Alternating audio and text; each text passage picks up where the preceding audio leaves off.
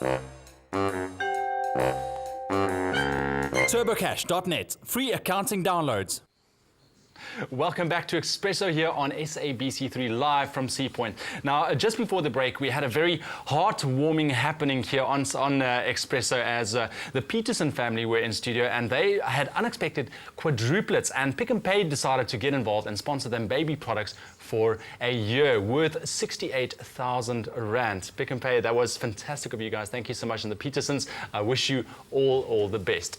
Now, it was big news last week that angered youth took to the streets in Jozi in support of Julius Malema's disciplinary hearing. Now, this anger also largely stems from the high rate of unemployment in South Africa. And Wayne Flint from TurboCASH.net joins us today to discuss that. And we'll also be looking into the myth surrounding small business failures and how open source software can help small businesses. Wayne Flint, how are you doing, my man? Fine. Lovely. Welcome to Expresso. So what is your view from a business perspective on what happened, with the youth, came onto the streets and they were very angry? That's sort of a symptom of the bigger problem, which we mentioned is unemployment. We've been talking about this for weeks with Kaklecha, and we've been saying that eventually it's going to erupt. That wasn't really the eruption I was talking about. It's just a slight sign of what can happen. If you look around the world, it can get much worse because as business and government, we're sort of failing our youth. I mean, we've got 5 million youth unemployed in South Africa between the age of 18 and 24. Wow. That's quite a lot. Yeah. So we need to do something more to help them. Yeah, definitely. So you're fully on their side as well, Yes, which look, I agree. I'm more on the youth side than on business side at the moment from there. Hey, well, you know what? Pretty soon you will be like the Julius Malema of small businesses.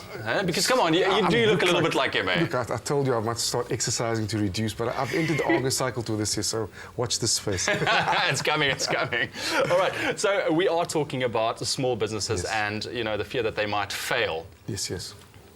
I do a lot of seminars where I go to big corporate seminars, and at the seminars they're always mentioning these high rates, 80% small business fail. And I look around at these seminars and I see most of the people are the same guys that I see all the time, the small business guys.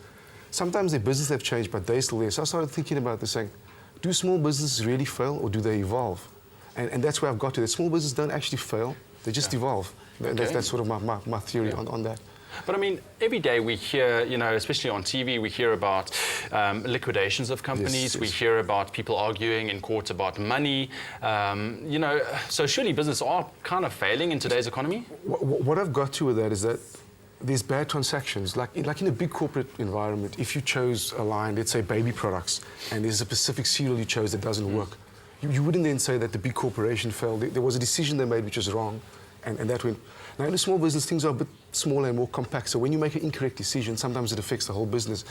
But the entrepreneur himself, he doesn't fail. Sometimes he has to lick his wounds, close up a few things, get it a bit smaller or something, but he moves on. So what I'm saying is, small business, that transaction or that idea might fail, but the small business owner himself, he always seems to evolve, get stronger, move on. All right. Now, you mentioned entrepreneurs. Now, let's talk a bit about the importance of entrepreneurs in today's economy. Yes. Look, the youth unemployment, I mean, government has acknowledged that. Big business has tried, and there's 5 million jobs we need to create within the next 5 years.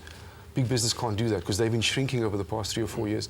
So we've come to the fore, SARS, government, everyone's come to the fore with new initiatives to help actually encourage small business to start out there and create jobs, because they realize that we need to start 50,000 new SMEs in this country in the next 5 years, and they each need to employ 10 people. That's the only way we're going to get to the 5 million jobs. So basically what you're saying is we shouldn't be scared to start small businesses. No, you basically should go out there and start doing it because everyone's encouraging you to do it, and it's the most important thing at the moment to do. And of course, if you have support like your open source software like TurboCASH, I mean, that can definitely help a small business. It's always good to start with low overheads, like I always say, so definitely go for that. Perfect. Mr. Wayne Flint, thank you so much for joining us once again back on Expresso. Appreciate Thanks. it. You go train now. I will.